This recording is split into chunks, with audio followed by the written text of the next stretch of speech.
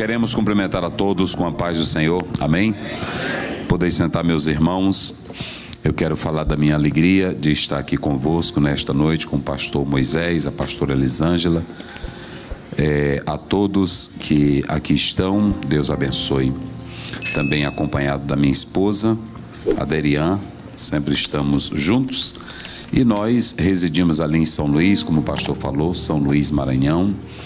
E é uma alegria, é um prazer estar aqui com os nossos irmãos, com esta igreja, desejando a todos mais comunhão com Deus, mais sucesso em Cristo, porque nós vivemos nesse mundo, mas não somos daqui. Temos lutas, batalhas, mas a vitória é nossa em nome de Jesus. Amém? Queridos, nós vamos ler a palavra de Deus. Quem trouxe a sua Bíblia também vai acompanhar conosco Gênesis. O pastor nos falou hoje à noite sobre uma palavra para toda a família. Ontem nós falamos especificamente para os casais e agora estaremos falando para a família, ok? Gênesis 7, verso 1, e nós vamos ler o capítulo 7 até o verso 5. Diz assim: eu queria que vocês abrissem as vossas Bíblias, porque nós vamos falar algo da palavra de Deus para toda a família nesta noite. Depois disse o Senhor a Noé: entra tu e toda a tua casa na arca, porque te hei de visto justo diante de mim nesta geração. De todo animal limpo tomarás para ti 7 e 7, o macho e sua fêmea. Mas os animais que não são limpos, os 2, o macho e sua fêmea. Também as aves dos céus, 7 e 7, macho e fêmea, para se conservar em vida a semente sobre a face de toda a terra. Porque passado ainda 7 dias, farei chover sobre a terra 40 dias e 40 noites, e desfarei de sobre a face de toda a terra a substância que fiz. E fez Noé conforme tudo que o Senhor lhe ordenara. Verso 7. Entrou Noé e seus filhos e sua mulher e as mulheres de seus filhos com ele na arca, por causa das águas do dilúvio. Verso 13. No mesmo dia entrou Noé e Sem e Cã e Jafé, os filhos de Noé, como também a mulher de Noé e as 3 mulheres de seus filhos com ele na arca. Verso 16. E os que entraram, macho e fêmea de toda carne, entraram como Deus lhe tinha ordenado, e o Senhor fechou por fora. Verso 17. Esteve o dilúvio 40 dias sobre a terra, e cresceram as águas, e levantaram a arca, e ela elevou-se sobre a terra. E prevaleceram as águas, e cresceram grandemente sobre a terra, e a arca andava sobre as águas. Amém. Queridos, nós iremos falar sobre a família em meio ao dilúvio. Digam comigo para memorizar: a família em meio ao dilúvio. Bem forte mais uma vez. A família. Muito bem. Nós vamos falar sobre isso. E por que eu escolhi essa temática? Primeiro, quando o pastor me passou o tema, eu oro a Deus e peço a Deus para trazer uma palavra para a igreja. E eu quero dizer a todos que é muito importante nós falarmos sobre isso, porque nós temos hoje a família que está vivendo um grande dilúvio. Quando você pega essa expressão no próprio texto Mabul, que é uma expressão hebraica, fala de inundação. Só que quando você atenta para essa palavra no hebraico, Nabul, ela fala de inundação, ela fala de enchente. Figuradamente, o sentido aqui é enxurrada, o sentido aqui é aquilo que destrói. Então, essa palavra dilúvio na Bíblia, apesar dela ter essa suavidade apenas de inundação ou enchente, figuradamente é aquilo que pode causar destruição. O mais interessante é que há um autor que escreveu um livro recentemente que se tornou best-seller, que ele mostra que a família cristã ela está vivendo uma tormenta. E nunca, escutem bem o que eu vou dizer, nunca a família ela vive sem tormenta. Quando nasce o filho, Aí o filho vem, é a criança, é a moça, é o rapaz, nunca deixa de ter problema. Você não sabe se esse filho vai ser obediente ou vai ser desobediente. Você não sabe se essa filha vai ser sincera, vai ser fiel ou vai lhe causar vergonha. Dentro da família nós temos as tormentas do dia a dia, como por exemplo, conflitos, dificuldades dentro do lar. Ontem eu falei que o próprio John Stott, ele fala que os casais cristãos estão se divorciando até mais que os casais não cristãos. Nós temos as tormentas do dia a dia que elas entram para dentro da nossa família. Não há nenhuma família perfeita em todo o Velho Testamento. Se vocês analisarem, o primeiro homicídio acontece dentro de uma família de pais verdadeiramente criados por Deus, como Adão e Eva, quando o próprio Caim matou seu irmão Abel. A Bíblia diz lá em 1 João 3, 12 e 18, que ele era do maligno, ou seja, dentro da família tinha um maligno. Quando nós vamos para a história de Jacó, conflitos também estão envolvidos no relacionamento de dois jovens que se casaram debaixo de muita oração, Isaac e Rebeca, Gênesis 24. Na verdade eles oram, Deus dá gêmeos, a Bíblia diz que vem gêmeos, mas houve um conflito. Quais os conflitos? A própria Rebeca não vivia feliz por causa das noras. A Bíblia também diz que os dois irmãos viviam em conflitos. E os pais, como o Isaac amava mais a Esaú e Rebeca amava mais a Jacó. Perceba que dentro dessa unidade familiar havia problemas. De modo que não há uma família no Velho Testamento que não tivesse tumulto, que não tivesse problema. Porém, o que eu quero falar aqui nesta noite é que eu quero que vocês me escutem com muita atenção. Porque as nossas famílias, elas estão sendo dominadas, atingidas por grandes dilúvios. Eu poderia falar de vários, mas eu vou pontuar alguns aqui esta noite. O primeiro dilúvio que eu quero pontuar é que nós vivemos o dilúvio dominado ou dominando as famílias, o materialismo e o consumismo. Hoje, para muitos, o que vale não é a pessoa em si, o que vale é o bem que ela tem. O que vale é a posse que ela tem, o que vale é o dinheiro que ela tem, o que vale é o que ela consome. E quando isso vai acontecendo, as pessoas vão perdendo a noção do valor da pessoa, vão perdendo a noção da dignidade humana, de modo que o que mais vale é o carro, é a casa, é o dinheiro, é o status. É tão claro isso que quando uma pessoa perde o poder aquisitivo, muitos cometem suicídio. Nós sabemos de pessoas que, na verdade, eram poderosas, mas de repente perdeu todos os bens. Qual foi o caminho que ele entrou? O suicídio. Há um caso ali no Rio de Janeiro de um homem que perdeu os bens, um grande empresário. Ele tirou a vida dele, da esposa e de todos os filhos. Por quê? Porque era uma família de nome e como eles estavam atrelados só com os bens, o consumismo, o materialismo, destruiu a vida daquela família. Quando você lê Mateus 13, 22, Jesus disse que a semente que cai entre os espinhos, ela é sufocada por causa da riqueza e dos prazeres desta vida. Ou seja, o consumismo destrói a família. Há pessoas que deixam de servir a Deus, deixam de se congregar, quando se tornam poderosas ou financeiramente ricas, elas deixam de servir a Deus, deixam de vir para a igreja, estão mais atreladas à sua chácara, à sua casa, ao seu poder e à sua riqueza, de modo que o que vale para aquela pessoa são os seus bens. Isso é tão prejudicial que existem hoje países que as pessoas não são valorizadas pela sua dignidade humana, mas sim pelo bem que ela possui. Mas nós podemos ainda também destacar o relativismo moral. O relativismo moral, jovens que estão aqui, é presente nas universidades, é presente no seio social. E o que nós temos hoje no relativismo moral? No relativismo moral, nós temos aquela ideia de que não há verdade absoluta. Aquela ideia que a tua verdade, ela é verdade para você, mas também não pode ser verdade para mim.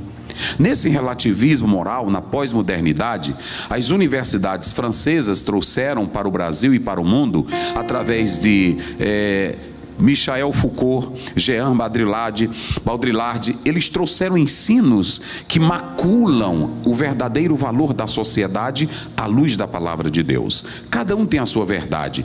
É por isso que de vez em quando você encontra um filho dizendo assim: papai, o senhor tem que me entender, o senhor tem que me compreender. Eu tenho meu universo. Isso bate de frente com a Bíblia, porque em Efésios 6, primeiro a Bíblia diz: filhos, obedecei aos vossos pais. Não importa se o pai é velho, se é branco, se é negro, se é analfabeto, se tem cultura, se não tem. O segredo da tua prosperidade está em obedecer quem colocou o Deus em primeiro lugar. Amém? Quem acredita nisso, diga glória a Deus.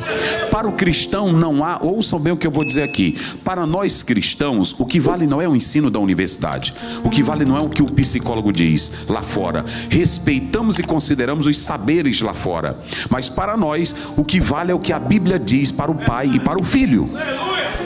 Se você quer, filhos jovens, escutem o que eu vou dizer aqui. Se você quer prosperidade de Deus para a sua vida, escute o que o seu pai diz, em especial os pais que são cristãos de verdade. Mas eu tenho um recado também para os pais. Eu quero dizer aos pais que Deus não abençoa pai que não tem controle em casa. 1 Timóteo 3, verso 4, Paulo diz que governe bem a sua própria casa. E quando você vai, tem muita gente que diz assim: como eu queria a bênção de Abraão, como eu quero que Deus me abençoe como abençoou Abraão. Não queira, porque Abraão, Deus diz em Gênesis 18:19, eu vou abençoar Abraão porque ele sabe ordenar a sua casa. Deus não tem bênção para pai que não sabe ordenar a sua casa, para pai que não sabe criar o seu filho. Provérbio 29:15, a criança entregue a si mesmo é a vergonha do seu pai. Eu estou falando de Bíblia, esse conceito não é muito aceito hoje, mas eu quero dizer uma coisa aqui nesta noite: quem escuta a Bíblia ainda é abençoado. Quem acredita nisso, diga glória a Deus. Levante a tua Bíblia e diga comigo bem forte: quem escuta a Bíblia, não, mais forte, quem escuta a Bíblia é abençoado. Então veja o que nós podemos dizer aqui para vocês. Esse relativismo moral é a pessoa diz assim: você tem a sua verdade. Vocês já ouviram aquela história? Seu pai é um velho careta, seu pai é um atrasado, é arcaico, é obsoleto, é antigo. Nós somos jovens, vivemos em um novo mundo. Essa juventude aí é teen, essa juventude aí é nova. Para Deus não tem juventude teen, não tem juventude nova. Para Deus tem pessoas que obedecem a palavra. Salmo 119, quando você lê: como purificará o jovem o seu caminho? Observando segundo a sua palavra. O segredo é obedecer a palavra. E o pai, que na verdade é um pai cheio do Espírito Santo, é um pai que quer a casa dele. Há muitos pais que querem ver seus filhos poderosos, não há problema nisso. Há muitos pais que querem ver seus filhos na universidade, isso é bom e maravilhoso, mas você tem que ser um pai como Jó no capítulo 1, versículo 5. Ore pelo seu filho para que ele tenha a melhor vida, a vida eterna com Deus, porque Jesus disse em Mateus 16, não adianta ganhar o mundo e perder o quê? A sua alma. De que adianta? Então veja bem, o mundo diz que cada um tem a sua verdade, e isso ataca os nossos valores. Por quê? Se a Bíblia diz em João 14:6, eu sou o caminho, a verdade e a vida, quando você chega nesse relativismo moral, cada um tem a sua verdade, cada um pensa como quer, então aquilo que a Bíblia está dizendo, muitos conceitos serão escamoteados, serão desfeitos da palavra. Mas nós temos, além do materialismo e consumismo, além do relativismo moral, nós temos um outro dilúvio que está entrando no mundo. Talvez vocês pensem que é algo fácil, mas a ideia da ideologia de gênero, que ninguém nasce com sexo, que cada um é que se determina, ela é muito forte. Eu estive recentemente em um país e lá o pai me contou, a mãe me contou que o filho foi para a escola, e quando ela chegou da escola, uma mãe crente, a filha crente, quando a filha voltou da escola, a mãe me contou: pastor Aziel, a minha filha entrou aqui em casa, ela dizendo que não era mais mulher. Veja bem, a mãe ensinando, e aí ela disse: meu Deus, que ideia é essa sua? Ela disse: a professora, ela disse para mim lá na escola, e eu vi com os meus olhos, lá naquele país, uma criancinha, um rapazinho, um menino, com roupa de menina, tudo como se fosse menino, como se fosse menina. Veja bem, esse é o conceito do mundo. O recado que eu tenho para te dar aqui esta noite é: ou você chama a sua família para a arca, ou o dilúvio vai consumir ela. Ou você chama a sua família para a arca, ou o dilúvio vai matar ela. Vira aí para alguém que está ao seu lado e diga: ou você chama a sua família para a arca. Diga: ou você chama a sua família para a arca, ou o dilúvio vai destruir ela. Pastor Ziel, o que é isso? Escutem, pais, escutem o que eu vou dizer aqui. Se vocês analisarem, há muito tempo, aquilo que era chamado de New Age, a nova era, há muito tempo, há 40 anos lá atrás, quando eu li esse livro, eu disse para comigo mesmo, pastor Moisés, eu disse assim: isso aqui nunca vai acontecer na humanidade. O livro dizia assim, dizia que no futuro, o pai e o filho, ou o pai e a filha iriam fazer sexo. Lá no Brasil já tem deputado que luta por um projeto de lei para que haja isso. Escutem o que eu estou dizendo. Quando eu li esse livro há mais de 20 anos atrás, eles diziam que queria tirar o conceito de pai e de mãe, para que dentro do lar a criança não chamasse o pai de pai, nem mãe de mãe, para que perdessem a identidade e ambos fizessem sexo como animal. Hoje a ideia não é mais para chamar professora de tia, nem professor de tio, é para tirar a cadeira ou a mesa lá da frente, para que não tenha o professor. A criança é quem faz. Por isso, lamentavelmente, no Brasil tem crianças que vão para a escola, batem professor, mata professor. Sabe por quê? Porque é o ensino que a sociedade sem Deus ela está fazendo. Mas eu quero dizer aqui esta noite, neste culto de família, nós vamos colocar a nossa família dentro da arca, e nenhum mal vai atingir a nossa casa, a nossa família. Quem pode dizer glória a Deus? Então, a outra coisa que está sendo um dilúvio para a família são as mídias. Qualquer menina hoje, qualquer jovem, pega um celular desse aqui. Vocês sabem muito bem, antigamente quando a gente chegava em uma rodoviária, quando entrava em uma rodoviária, aí tinha aquelas revistas pornográficas, mas elas vinham com uma capa preta e vinha proibido para menores do que? De 18 anos. Vocês sabiam? Olhem para mim aqui que isso aqui é sério. Há países que incentivam a menina a fazer sexo com 12 anos, querem que eles tenham as experiências sexuais para que depois, já treinados, quando casarem ou quando se unirem ou como quiserem viver, elas já tenham a sua experiência. Essas pessoas são tão irresponsáveis que elas não sabem que se abrem feridas em moças e rapazes que na verdade ainda não sabem nem o que é o amor e nem tem uma estrutura emocional para suportar. É por isso que tem rapazinho que quando começa a namorar, que a moça deixa ele se suicida. Semelhantemente a menina também. Veja o que eu estou dizendo. A Bíblia diz em Cantares 2: não desperteis o amor até que ele o queira. O cristão não vive à luz do mundo, o cristão vive à luz da palavra de Deus. Quem glorifica a Deus? Então a mocinha, minha jovem, abriu esse celular, tem toda a porcaria.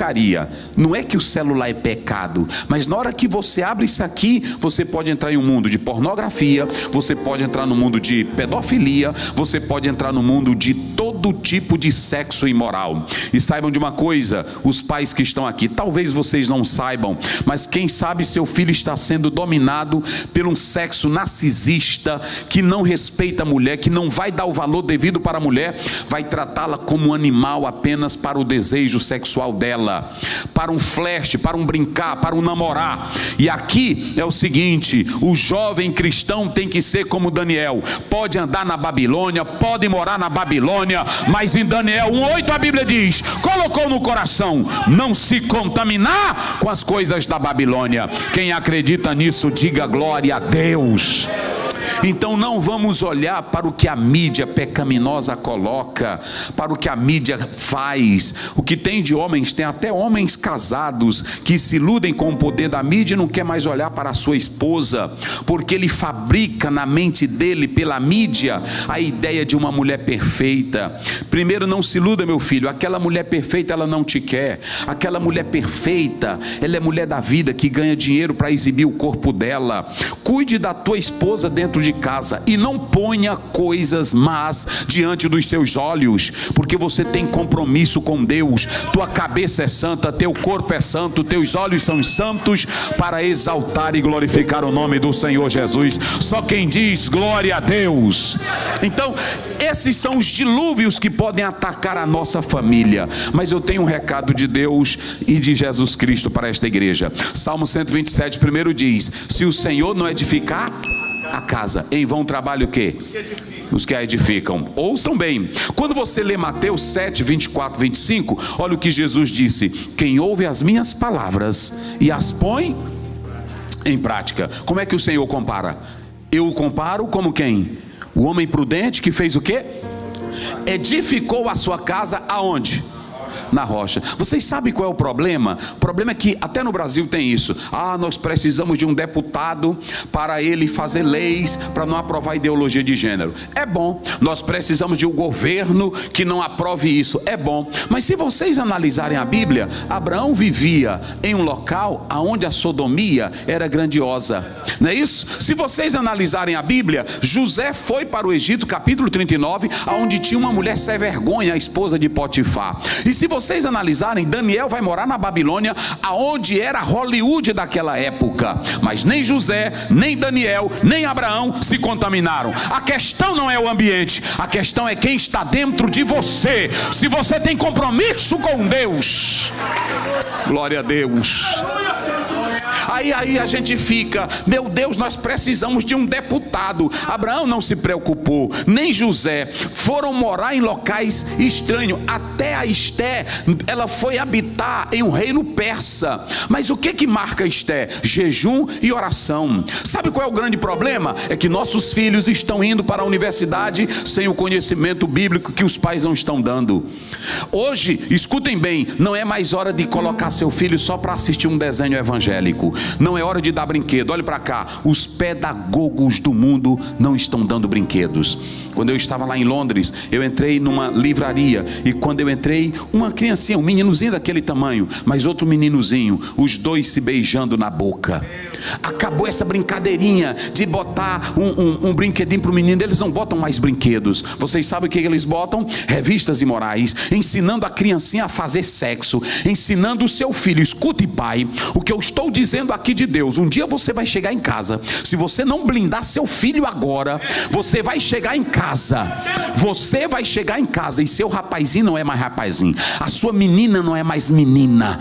Eles vão chegar com tudo para detonar você. Não dê mais brinquedinho para o seu filho, dê Bíblia para ele. Não dê só mais historinha, dê palavra de Deus para o seu filho. Levante a tua mão aqui esta noite, levante. Eu estou aqui na autoridade do Espírito Santo de Deus. Oh, aleluia. Oh, aleluia. Levante a tua mão e abençoe a tua casa agora. Abençoe a tua casa agora. Abençoe teu filho agora. Abençoe teu filho agora. Enche teu filho de Bíblia. Ensine ele. Ensine seu filho. Deixa eu dizer uma coisa para vocês. Quando eu vi aquilo, eu tirei a foto e mandei para um irmão aqui no Brasil.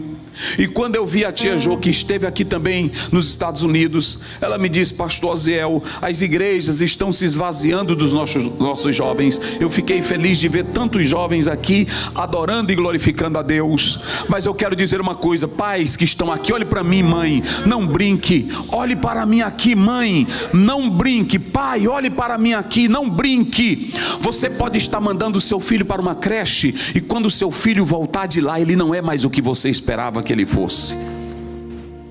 Mãe, não é hora de brincar. O que eu estou dizendo aqui está no mundo todo. Está no mundo todo. Eu ando e estou vendo o que eu vi em um país. Eu não vou citar aqui o que eu vi em um país agora que eu fui. Eu vi uma festa tão horrível, e os pais com as crianças. E sabe o que foi que o irmão me disse? Pastor, não olhe, não olhe. Se você olhar demais, eles vão dizer que o senhor tem preconceito, é homofóbico, que o senhor é isso, que o senhor é aquilo. Não olhe. E eu fiquei olhando para outro lugar. Mas eu quero dizer uma coisa: a Bíblia diz em Deuteronômio 6, verso 6 e o verso 7: tu intimarás estas palavras aos teus filhos, tu falarás dela ao deitar, ao levantar, ao caminhar. Enche teu filho de palavra de Deus. Oh, aleluia, aleluia. Coloque a palavra de Deus no teu filho, mãe. Sabe de uma coisa, quando eu olho para Joquebede, eu vou falar sobre isso, a família em meio ao dilúvio, mas eu vou fazer uma pergunta aqui: aonde foi que Joquebede, no capítulo 2, ela colocou Moisés? Falem vocês aí, aonde ela colocou Moisés, quando ela não pôde mais esconder o menino dentro de casa? Ela colocou aonde? Ela colocou num cesto. Há muita gente que prega que ela colocou dentro do rio. Ela colocou à beira do rio. Mas era uma mãe que orava. A mãe orou, a mãe amamentou, a mãe cuidou, e como não podia mais, ela colocou dentro de um cestinho. Olha a metáfora: colocou dentro de um cesto. E como ela orou, o menino foi cair aonde? Vamos lá, o menino foi cair aonde? Nas mãos de quem? De Faraó. Prestem bem atenção: a bomba do Egito, quem vai criar ela é a própria filha de Faraó. Vocês estão entendendo o que eu estou dizendo? Às vezes teu filho, tua filha vai para a escola, volta destruído. Mas se tiver Bíblia na mente, vai ser uma bomba lá na escola. Entenderam agora? Vai ser uma dinamite lá na escola. O grande problema é que o pai não ensina, a mãe não ensina. Se você disser: meu filho, esse é o meu Deus, esse é o meu Senhor, o seu filho pode ouvir o catedrático, o doutor do inferno, mas se ele tiver Bíblia, ele diz: esse é o Deus da minha mãe, do meu pai, e eu adoro ele. Quem glorifica a Deus? Só quem crê nesse Deus. É por isso que Davi, quando estava morrendo, ele disse para o filho dele Salomão, no capítulo 29: e tu, meu filho, conheça o Deus de teu pai. Será se um pai hoje pode dizer para o filho? Aí a mãe Joquebede, a rainha, pega e vai criar um menino. Aí ela diz assim: olha, mas ele ainda é novinho, eu vou colocar. Aí a própria irmã disse: eu tenho uma ama. Veja bem, quem vai pagar o salário para manter Moisés é o próprio Egito. O próprio Flávio Joséfo diz que quem vai criar a peste para o Egito, quem vai criar a desgraça para o Egito, é o próprio Egito. É assim que Deus faz. Se o teu filho for um homem de Deus, se a tua filha for uma mulher de Deus, ela vai calar pessoas na universidade. Quem crê nisso? Cadê os jovens? Levante aí a mão, jovem, e diga: eu creio. Diga: eu creio. Eu creio. O grande problema é que nós estamos tendo uma geração sem Bíblia. Nós estamos tendo uma geração sem palavra. E olhem para mim aqui: todos os jovens do mundo não cristãos, eles são bem preparados com as suas ideias. Antes de Judith Butler, teve um rapaz da Metodista que o pai deu uma surra nele, porque ele não queria ir para a igreja. Ele disse assim: eu vou odiar a igreja e eu vou criar uma ideia para destruir a família. E ele criou essa ideia. Antes dele morrer, ele viu vários projetos serem aprovados da maneira que ele pensava. Às vezes o jovem cristão não se prepara, e quando ele vai para a universidade tira o que ele já não tem. Agora eu quero ver jovem preparado, um filho preparado, uma filha preparada. Nada vai alterar a sua fé. Você pode morar em qualquer lugar, e nós sabemos que aqui nos Estados Unidos o crescimento do teísmo aberto e também o crescimento do ateísmo é algo tremendo entre os jovens. Mas eu estou aqui dizendo: nós vamos ter dilúvio para onde quiser, mas se a família estiver na arca, está protegida. Quem glorifica a Deus, diga glória. Observe que lá em Mateus 7:24, Jesus disse: quem ouve a minha palavra e põe em prática, eu considero um homem prudente, que edificou a casa sobre a rocha. Aí ele diz: veio o que? Veio a chuva. Aí vem os rios. A chuva é de cima. Diga comigo: a chuva é de cima. A pancada vem de onde? De cima. Vamos dizer bem forte, a pancada vem de onde? De cima. Então primeiro vem de cima. Aí quando vem de cima, cai, enche os rios. E os rios entram na casa. Veja que Jesus diz que tem 3 coisas que vêm contra esta casa: chuva de cima, aí vem rios que enchem, vem tempestade, que são os ventos. Mas Jesus está dizendo, olha para cá para você entender, porque tem irmão hoje, tem pregador hoje que fica: a tempestade não vai bater na tua casa, a prova não vai chegar lá. É mentira, a prova vai chegar lá, a tempestade vai bater lá, o vento vai bater lá, o demônio vai chegar lá perto. Mas tem uma coisa: se ela estiver na rocha, a casa não cai. Oh, aleluia. Oh, aleluia. A casa não cai, gente. Vocês sabem qual é o maior problema nosso? É que nós não estamos sendo preparados com a maturidade espiritual correta. Quando você lê Jó capítulo 1, 20, 21, quando Jó viu, a Bíblia diz que o vento bateu nos 4 cantos da casa e a casa caiu. Mas não caiu de Jó. A casa caiu material, física, mas a espiritual não caiu. A Bíblia diz: e Jó se jogou na terra e adorou. Olha a espiritualidade: nu eu saí do ventre da minha mãe, e nu eu voltarei para o Senhor me deu, o Senhor tomou. Há um grande exegeta chamado Leonardo Schalke. Eu creio que ele ainda é vivo, mas estava bem de idade, não sei se já faleceu. Mas ele dizia: o Senhor nunca nos prometeu uma viagem segura e tranquila. Ele nos prometeu que nós vamos chegar. Paulo chegou na ilha de Malta pendurado nos destroços do navio, mas chegou. E Deus disse assim: eu vou te levar para Roma. Ele chegou humilhado, sofrido, mas chegou. Se você estiver com Deus, até pendurado num pedaço de pau, tu chega. Quem glorifica a Deus? Se Ele prometeu que você vai, Ele está contigo. E o Salmo 23 diz: ainda que andemos pelo vale da sombra nós não temeremos nada, porque o Senhor está conosco. Oh, glória a Deus. Mas vamos ao texto aqui esta noite. Vocês podem ler o verso primeiro? Vamos lá, leia o verso primeiro todos, bem forte. Gênesis, não sei se dá para colocar aí na tela. Se der, é muito importante que todos leiam isso. Gênesis 1, 7 primeiro.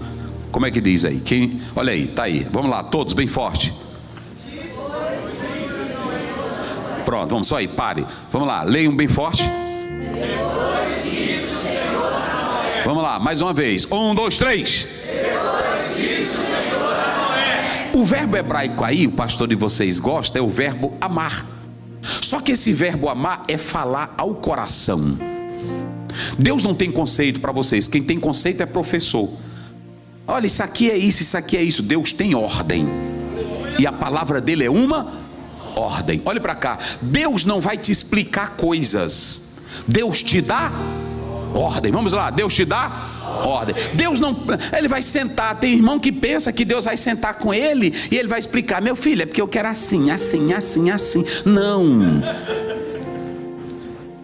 Deus não é teu brinquedo. Deus te dá. Vamos lá, diga bem forte: Deus te dá ordem. E olhem para cá, a Bíblia diz, gente, é muito interessante isso aqui, porque você tem uma imperatividade de Deus. E disse o Senhor, não é isso? Isso. E disse o Senhor, não é isso? E disse o Senhor. Quem é que está dizendo? O Senhor. Vamos lá, pregue comigo. Quem é que está dizendo? O Senhor. Então ele não pede tua opinião, ele não pede tua ideia. Ele é soberano. Ele é soberano, ele não pede teu conselho. Quem está dizendo é Senhor. Agora Deus só fala para crente. Meu Jesus. Vocês me convidam para pregar porque querem, mas eu tenho que dizer a verdade de Deus. Há muitos irmãos com a vida toda desmantelada e fica lá fora: Senhor, fala comigo. Te acerta primeiro para Deus falar contigo.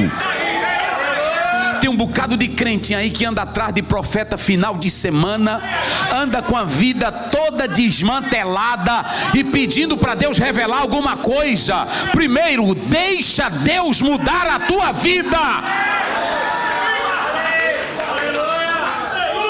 quando Jesus olha para a mulher samaritana, ela diz assim: me dá dessa água, para eu nunca mais vir aqui. Jesus disse: ela é tua, ela é para ti, mas primeiro vai chamar o teu. O que tem a ver água com o marido? Parece que Jesus não sabia nem de hermenêutica e nem contextualizar, nem de exegese, porque ele diz assim: vai chamar o teu. Ela podia ter dito assim: o que é que você quer com minha vida? Eu estou falando é de água, o que é que tu quer botar marido? É porque olha para cá, Jesus não podia dar água para ela. Meu Deus. Gente, vocês já sabem. Jesus não dá água para quem é mulambo. Oh, meu Deus. Aleluia. Jesus não dá água para quem anda mascarado. Eu quero que você vá para o céu. É verdade. Eu quero que você tenha vida eterna. E há muitos que podem passar a mão para você e em você, mas o médico, quando quer arrancar o câncer, ele faz quimioterapia, radioterapia e faz até cirurgia. Eu li de um próprio apologeta aqui dos Estados Unidos, David Hunt, que ele diz que a acupuntura pode aparecer saudável, mas ela não cura a doença horrível que está dentro de você. É paliativo, ela encobre o que está doente em você. Não adianta você vir para a igreja com adultério encoberto e pedir para Deus falar com você. Não adianta você vir para a igreja com a vida desmantelada e pedir para Deus falar com você. Primeiro jogue o esqueleto fora, jogue a podridão fora. É isso que diz João 4. O Senhor disse para a mulher samaritana: chama o teu e vem cá. Ela olhou para ele e disse: eu não tenho marido. O que foi que Jesus disse para ela? Querida, eu sei, isso é incompatibilidade de... Querida, eu sei, isso é questão das circunstâncias. Eu sei que você tentou um casamento, tentou 2, tentou 3, mas eu compreendo, filhinha. Foi assim? Não. Chama teu marido. Eu não tenho. Aí Jesus disse: tu está começando a entrar no eixo, porque agora tu está começando a falar a verdade. Disseste? Porque 5, olha a tua vida, mulher, que vida é essa? 5 tu já tiveste.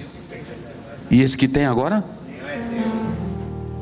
Quando a mulher vai, olhe para vocês entenderem, porque hoje tem pregador que fica: Jesus, ele olha você, ele te entende. Jesus está aqui porque ele compreende teu coração. Aí a irmã fica no teclado, né? Dem. Aí o irmão firmismo, né? Ele quer te dar um abraço, filho. É assim? É gostoso isso, mas é mentira. Massageia. Jesus disse para ela: vai chamar teu marido. Aí ela disse: eu não tenho. Disseste? Bem, ele diz: eu vou te dar água, mas eu só vou te dar água quando tu esvaziar o teu vaso. Meu Deus. Eita, glória a Deus.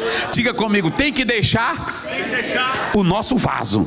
A Bíblia diz: e deixou a mulher o seu cântaro e correu na cidade. Quando ela gritou, ela já entrou dizendo: vem de ver de um homem que disse tudo sobre a minha vida. É o Messias. Jesus te ama. Ele quer te dar a melhor água, mas ele diz primeiramente, Mateus 16, 24, ele diz que para ir a ele tem que negar a si mesmo. Teus desejos, teu pecado, teu egoísmo tem que deixar. Olha o que Deus diz assim: e disse o Senhor a... Pronto, coloca lá na tela, meu filho, só para os irmãos entenderem. Olha como é que Deus diz: e disse o Senhor. Uma expressão tão simples, olha aí. Depois disse o Senhor a quem? Vamos lá, a quem? Agora, filho, coloca bem aí o 6, verso 9. Vamos ver por que Deus falou a Noé. Bíblia, olha, observem bem, a Bíblia está dizendo aí, não é isso? 6, verso 9. Vamos lá, Gênesis 6, verso 9. É o 6, 9. Aí está no 7, né? Vamos lá.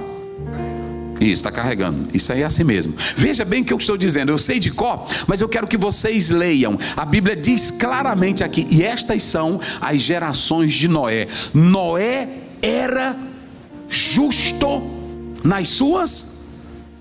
Gente, olha aí a Bíblia. Como era que Noé era na sua geração? Vamos lá, bem forte, pregue comigo. Como é que Noé era?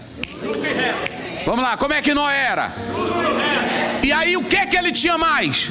andava com Deus. 3 coisas que Noé tinha antes de Deus falar com ele. Quais eram as 3 coisas?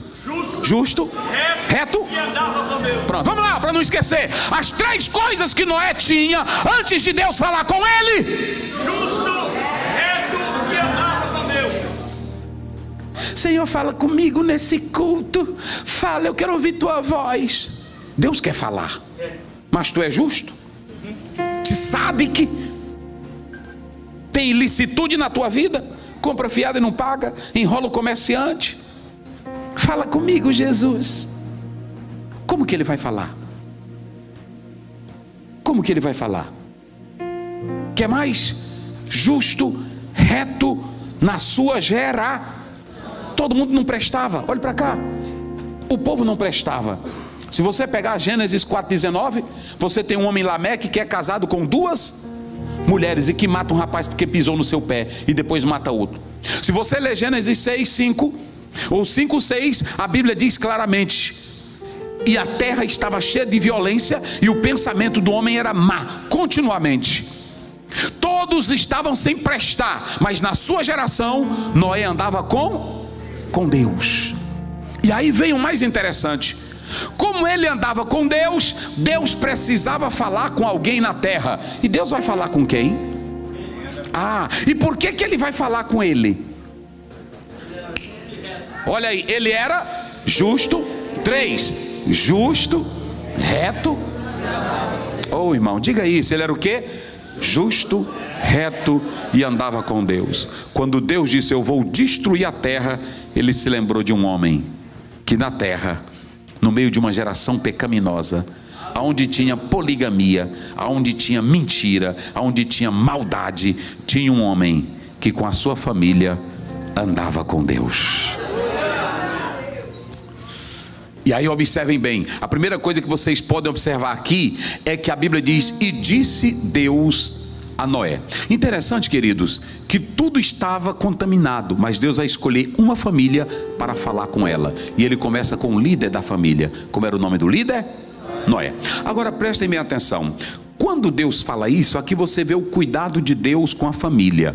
Deus é quem vai trazer o grande dilúvio, uma maré de punição. O dilúvio é uma maré de punição. Não compreenda o dilúvio como chuva. Não compreenda como chuva. Por que, pastor Zéu? A Bíblia diz que Deus abriu o terrom, abriu o abismo. Água de baixo Deus vai tirar por causa do pecado do homem. E a Bíblia diz que Deus faz a água cair de cima.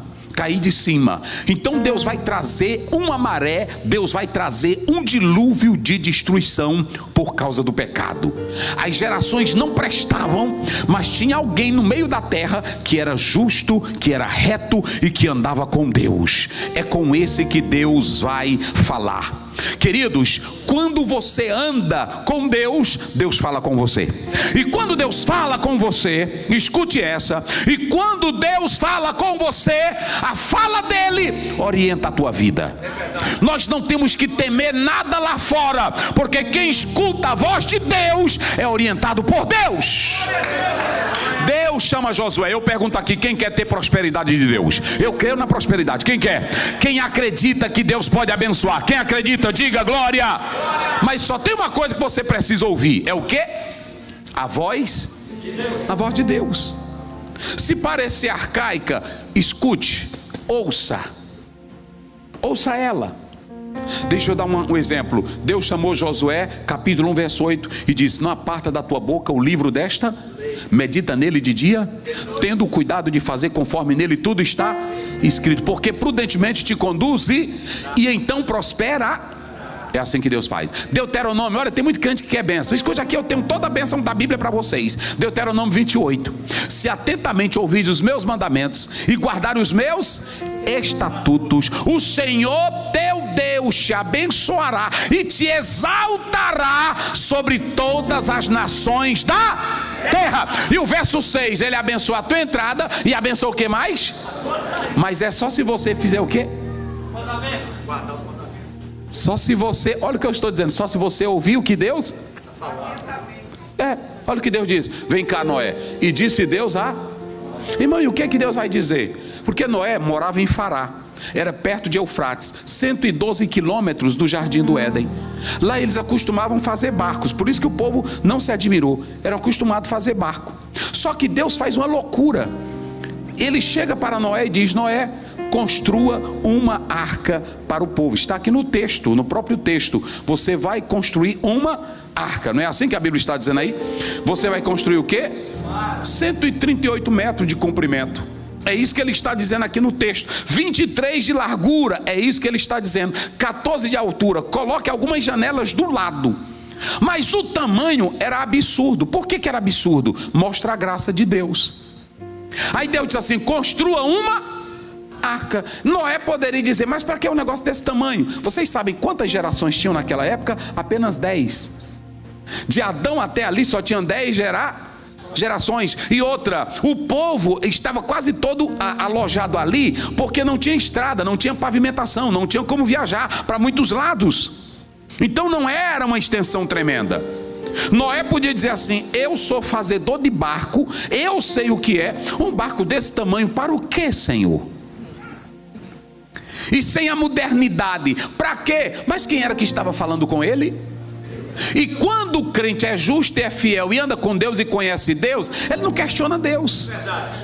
Tem um bocado de gente que fica estudando palavra. R.C. Sproul fala no livro dele. Tem muita gente que fica estudando palavra. Meu Deus, mas como é isso? Isso aqui é Bíblia, não é livro de história, não é lógica. Isso aqui é pela fé. Se você não tiver fé, você não vai crer nisso aqui. Larga isso aqui de mão se tu não tem fé. Quem é que vai acreditar crentezinho rodando Jericó para cair só com louvor, crente cantando? Quem é que vai acreditar exército sendo destruído com som de trombeta? É só quem tem fé. Agora eu tenho um recado de Deus. Escuta a Bíblia. O Senhor te abençoa pela entrada, pela saída. O Senhor Deus te dá vitória. Escute a Bíblia. Escute a Bíblia, e quando você medita nela, olha, o Salmo 1, 2, 3 diz assim: antes o seu prazer está na lei do Senhor, e nela medita de dia e de noite. Aí tu serás como árvore plantada aonde? Junto a ribeiros de água, que dá o seu fruto na estação, e as suas folhas não, e tudo que vocês fizerem, quem escuta Deus nunca murcha. Não existe essa história: pastor, eu estou um crentinho esses dias, murcho. Sem Bíblia. Bíblia alega crente, meu irmão. Não existe essa: pastor, eu estou assim. Olha, você pode observar que tem crente que ele está aqui hoje, aí amanhã não dá certo, ele vai para outra igreja, não dá certo na outra igreja, e ele fica escolhendo, como se fosse um churrasco. É assim ou não é? Ele anda atrás do melhor menu, ele anda atrás do melhor cardápio. Agora, crente é como Daniel. Quando Nabucodonosor dá o cardápio, ele diz: eu quero ficar com o cardápio de Deus. É ou não é? Os homens chegaram e disseram: olha aqui o menu de vocês, Daniel. Não é assim? Olha aqui o menu de vocês. Aí Daniel olhou: só comida chique. Eita! Hoje tem irmão que podia dizer assim: vocês não sabem, eu estou comendo na casa do presidente dos Estados Unidos. Ninguém chega na mesa, só eu. E Daniel foi rejeitar a mesa do presidente da Babilônia. Ele disse: olha, meu amigo, dá só um prazozinho para nós. Ele disse: Daniel, não posso, aqui é o menu do rei, é o cardápio do rei. Ele quer jovens só que comam isso aqui. E aí, se vocês aparecerem fraquinho, abatido, rostinho triste, ele disse: não, mas dá um prazo para nós, 10 dias. Deixa eu falar com alguém que sabe fazer um cardápio melhor. Eita, glória a Deus. O que tu está comendo, irmão? Me diz, o que tu está comendo lá fora? Qual é teu cardápio? O que é teu cardápio? Às vezes tu quer comer de uma sociedade podre. Vocês viram o que aconteceu agora na abertura das Olimpíadas? O tanto de escândalos que eles colocam com a fé, mas eles não têm coragem de fazer nenhuma acusação contra o islamismo. Manda eles irem lá e fazer. Manda eles fazerem lá. O que eu quero dizer aqui, e eu vou dizer à igreja nossa, irmão, aqui e no Brasil, nós precisamos nos despertar e ouvir voz de Deus. Porque eu acredito, crente que ainda escuta a voz de Deus não tem medo da morte. Aleluia. A Bíblia diz em Provérbio 35: a palavra do Senhor é um escudo. A palavra do Senhor é escudo para aquele que nele confia. Essa palavra é pura, escudo para os que nele confiam. Então Salmo 3,3 diz: o Senhor é um escudo ao redor de mim. e quem levanta a tua cabeça é Ele. Daniel disse: me dá um prazo.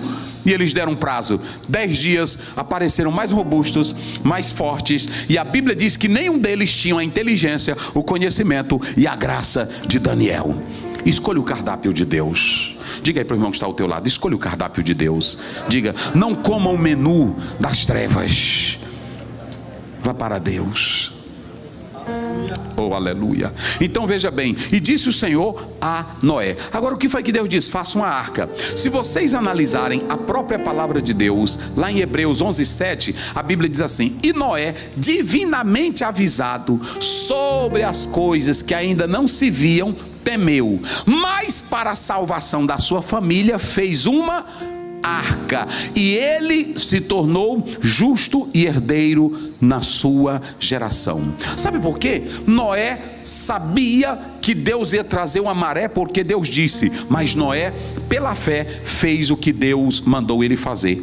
E a Bíblia diz que ele fez a arca para a salvação da sua família. Se vocês analisarem, a Bíblia diz em Pedro 2 que Noé só tinha quantas pessoas em toda a família dele? Quem se lembra? 8. Só tinha quantas pessoas?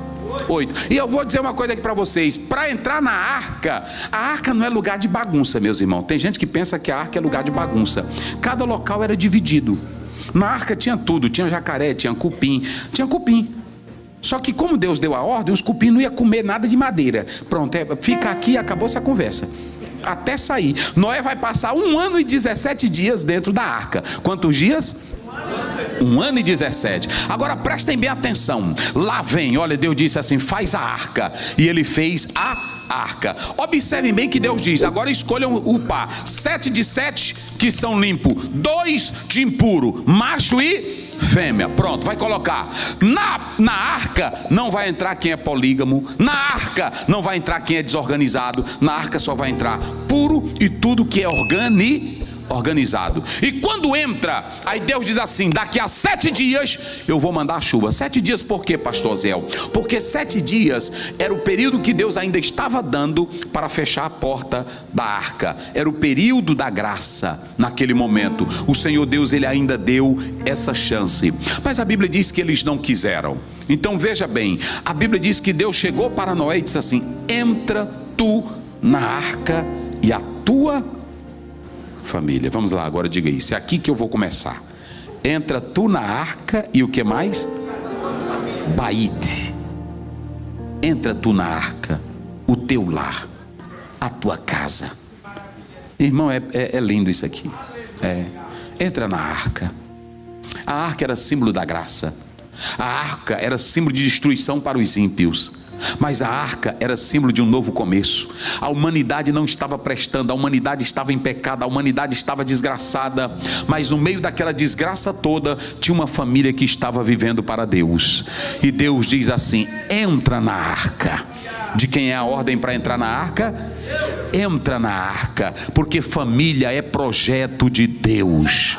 Observem bem, tudo lá atrás ficou destruído, mas apenas 8 pessoas. Se tiver 2, ainda é família, é projeto de Deus. E Deus disse: entra na arca, tu e a tua família. Vamos lá. Tu e a tua mulher, teus filhos. Como era o nome dos filhos? Sem, Cã, Jafé. Então cada um tinha a sua esposa. Quantas pessoas deram? Vamos lá, quantas pessoas? Então ouçam bem, 8 famílias. Noé se tornou o maior pregador da história, porque ele conseguiu salvar a sua família. E ela era tão santa. Veja bem, Noé vai entrar na arca não é porque ele é bonzinho. Noé vai entrar na arca não é porque ele fez o bem ou fez obras sociais. Isso é bom. Noé vai entrar na arca, sabe por quê? Porque ele era o quê? 3 coisas que ele era: justo, e o que mais? Reto, e o que mais? Então olha para cá, tu não entra na arca se tu não for justo, se tu não for reto e se tu não andar com Deus. Deus não tem arca para quem é sem vergonha. Deus não tem arca para quem é malandro. Deus não tem arca para quem é pilantra. Deus não tem arca para quem usa máscara. Deus tem arca para quem é reto, para quem é justo e para quem anda com ele em comunhão. Só quem anda em comunhão. Eita glória! Oh, aleluia! Ele vai entrar na arca. E quando ele entra na arca, irmãos, aí vem a ordem de Deus para ele. Observe que o padrão é de Deus. Noé não inventa nada, Noé não cria nada. E o verso 5 diz: e fez Noé conforme tudo o que Deus ordenara. Coloca aí na tela, filho. Sabe por quê? Porque tem irmão que quer que a casa dele seja abençoado, mas ele não quer fazer tudo conforme a Bíblia manda. Sabiam dessa? Ele quer, pronto, aí eu quero minha casa abençoada. O maridão quer uma casa abençoada, mas não ora nada, não dirige culto doméstico, não consagra a família para Deus. Como é que ele vai fazer isso? Como é que ele vai ter? Olha aí.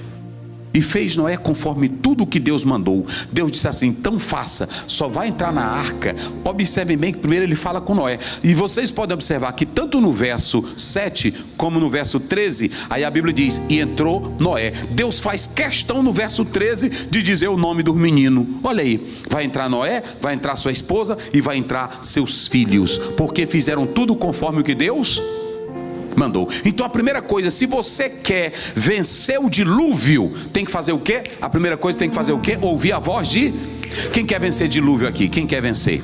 Pode ter praga, pode ter inferno, pode ter câncer, pode ter miséria, pode ter perseguição, mas quem está ouvindo a voz de Deus na tormenta, o Senhor Deus vai te dar vitória, porque há prosperidade para quem escuta a voz de Deus. Mas vamos lá, já caminhando para encerrar. A Bíblia diz que Noé, observem bem, ele era justo. Ou seja, para entrar na arca tem que ser o que, meus irmãos? Vamos lá, tem que ser o quê? Justo. Nós falamos de 3 coisas, não é isso? Mas observem bem, nós podemos analisar que quando a pessoa ela é justa, ela é fiel. Escutem bem o que eu quero dizer aqui para vocês. Vocês podem observar que quando você entra na arca sendo fiel, você não vai ter o que temer. Deus disse assim: vai vir um dilúvio. Vocês sabiam que as nossas famílias, elas não estão quase preparadas para enfrentar dilúvios? Ainda no Brasil tem crentes que não voltaram para a igreja com medo por causa do dilúvio do Covid. Tem muita gente. Tem irmão que diz assim: ah, pastor, depois de tanta coisa eu deixei de ir à igreja. Um dilúviozinho de nada tirou ele da igreja. De nada, de nada, de nada. Agora, quando Deus disse assim: entra tu na arca, Noé sabia que se ele estivesse obedecendo a Deus e a sua palavra, ele podia entrar na arca e podia vir qualquer dilúvio. Isso, água de onde? De baixo. E água de onde? Água de onde? E água de onde? Quem tem Deus na vida pode ter demônio da direita, da esquerda, de baixo, do inferno, do cão, de Satanás, mas quem está dentro da arca, acabou-se a conversa, meu filho. Quem está contigo é Deus. Quem acredita nisso? Ou seja, ouçam bem o que eu vou dizer aqui. Deus disse assim: eu vou mandar o dilúvio. E olhem para cá, a Bíblia ela é bem clara em dizer para nós algo muito importante.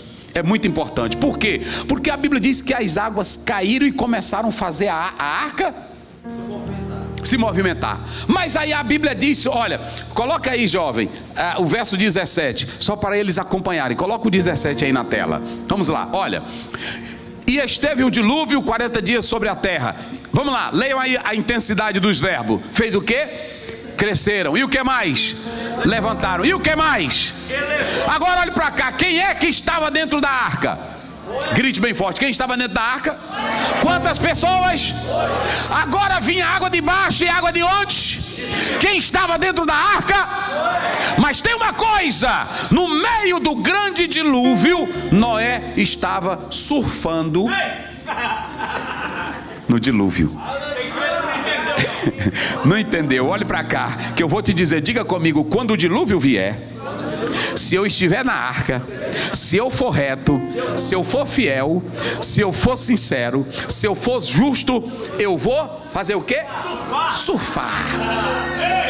Nós vamos tirar a onda do dilúvio, meus irmãos. Quem acredita nisso? Você quer prova disso? Eu vou te dar 2 provas. Se você abrir a sua Bíblia, quando você abre a palavra de Deus, está lá em Êxodo 14, 21, a Bíblia diz que Faraó disse no 14: vamos perseguir esses judeus, o Deus dele não sabe o que faz, eles estão encurralados, tem um pântano, tem areia movediça, eles não sabem para onde ir. Aí de repente lá vem Faraó com os seus cavaleiros, e aí Israel grita: meu Deus! Aí Moisés disse no verso 13 e 14: não tem mais, esses homens que vocês estão vendo, nunca mais vocês verão eles. O Senhor pelejará por... Irmãos, aí a Bíblia diz que a coluna de nuvem, escutem bem, e o anjo do Senhor voltou para trás e criou uma barreira, uma escuridão. Mas quando você lê no próprio texto bíblico, no verso 21, 22, a Bíblia diz que Moisés tocou o cajado aonde? Vamos lá, bem forte, tocou o cajado aonde? Aí escute bem, o que foi que as águas fizeram quando Moisés tocou? Elas se abriram, hein? Elas fizeram o quê? Se abriram. Mas eu pergunto, o que foi que aconteceu com o solo? Que na hora que ele bateu nas águas, ficou como? Sequinho.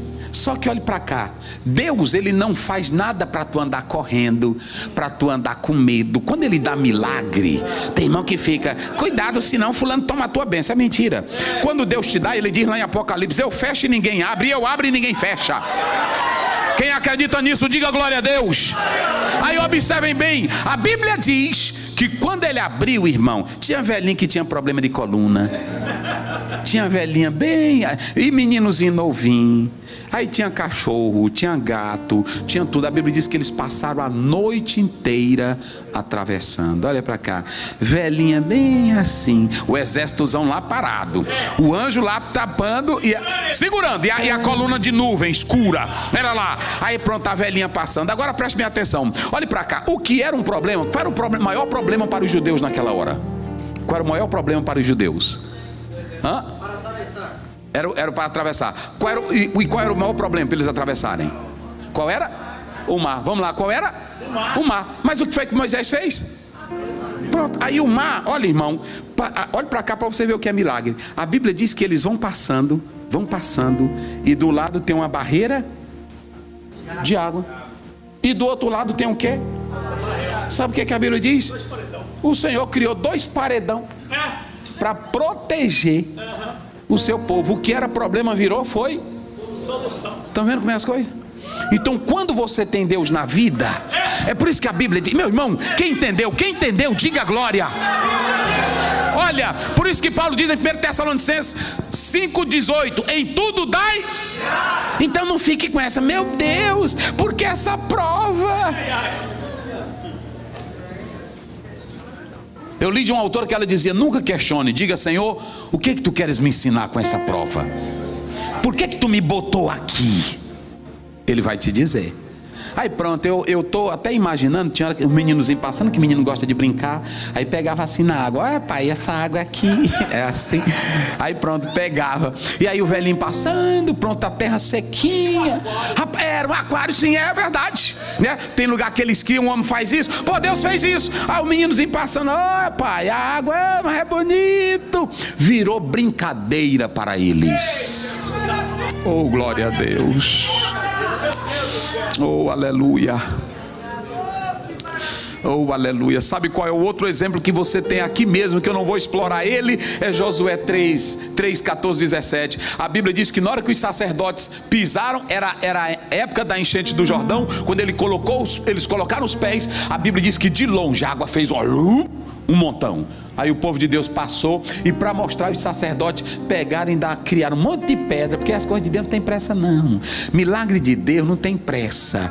A Bíblia diz que eles pegaram um montão de pedra e colocaram no meio do Jordão. Cada tribo pega uma pedra, aí colocou. Ou seja, olhem para cá, quando você vive em comunhão com Deus e está dentro da arca, olha o que a Bíblia diz. A Bíblia diz que quando as águas começaram a cair, cobriram todos os montes. Água de baixo era água de onde? E água de onde? Água de onde? E água de onde? Mas a Bíblia diz que o Noé estava tranquilo dentro da arca, e aí a arca zona começou e levantando a arca, ela deslizava. E para vocês entenderem uma coisa, a Bíblia diz que quem manda nas águas, está lá no Salmo 29, verso 3, a voz do Senhor abala as águas. Quem manda nas águas não é Poseidon, quem manda nas águas não são os demônios, nem Iemanjá. Quem manda nas águas é o nosso Deus Todo-Poderoso. Aleluia. Quando você lê Mateus 8, 26, aí os discípulos chegaram com medo: Senhor, tu não está vendo a fúria do mar, o vento? Aí Jesus olhou para eles e disse assim: por que vocês estão temendo, homens de pouca? Irmãos, Jesus diz assim, olha, é como se fosse uma mãe que diz assim: te cala, menino. A mãe não diz? Te cala, menino. E o menino se cala. Pois Jesus só disse assim: vento, mar. Lá em Marcos 4, 39, há um especialista em grego que ele diz o seguinte: o Senhor colocou uma mordaça no vento. Jesus só disse assim: te aquieta, e se aquietou. Quem manda no mar, quem manda no vento, quem é? É Deus. E para finalizar, se você quer viver em meio à tormenta e no dilúvio, você precisa ser justo, porque a arca não é lugar para quem é desmantelado. A arca é para quem é reto, é para quem é justo, é para quem tem comunhão com Deus. Eu vou só terminar dizendo duas coisas para vocês. Escutem essa, o que eu vou dizer aqui. A Bíblia diz que os 3 jovens, Daniel capítulo 3, eles foram fiéis a Deus ou não foram? Eles quiseram a glória lá da Babilônia ou preferiram servir a Deus? Eram justos ou não era? O rei desafiou: qual é o Deus que pode livrar vocês? Eles disseram: nós não vamos te responder nada, mas saiba de que o Deus de quem nós somos e a quem servimos, Ele pode nos livrar da tua mão e dessa fornalha. Mas se não, fique o Senhor certo, nós não iremos adorar outro Deus, porque nós sabemos quem é Deus. Irmãos, pegaram os 3 jovens com tudo que era turbante, com tudo que era roupa, que é combustível para o fogo, e jogaram. Quando você lê, a Bíblia diz que eles começaram a fazer o que no fogo? Passear, dançar, correr. E a Bíblia diz que apareceu um que era semelhante ao filho do homem, ao Deus, a um semideus. Eles achavam assim. Aí era o próprio Deus passeando com eles. Aí a Bíblia diz que o rei ficou admirado. Chamaram, verso 27, chamaram os sátrapas, chamaram os prefeitos, chamaram os presidentes, chamaram os capitães do rei. E aí tiraram eles. E quando tiraram, a Bíblia diz que nem cheiro de fumaça tinha na roupa deles, nem um fio de cabelo se queimou, porque Deus estava com eles. Irmãos, a Bíblia diz lá em Pedro, 2 Pedro 2,9, o Senhor sabe livrar da tentação quem? Os justos, mas os injustos Ele reserva para o castigo eterno. Sabe qual é a palavra que eu quero te dar aqui esta noite? Salmo 34, 19. Muitas são as aflições mas o Senhor livra de todas. Quem glorifica a Deus? Eu quero convidar aqui à frente agora, à frente, cada pai, juntamente com a sua família. Eu quero que cada um fique perto da sua família. Quem trouxe seu filho, se seu filho não está aqui, mas você está, a mãe está, o marido está, venha. Vamos ficar aqui à frente, eu quero orar.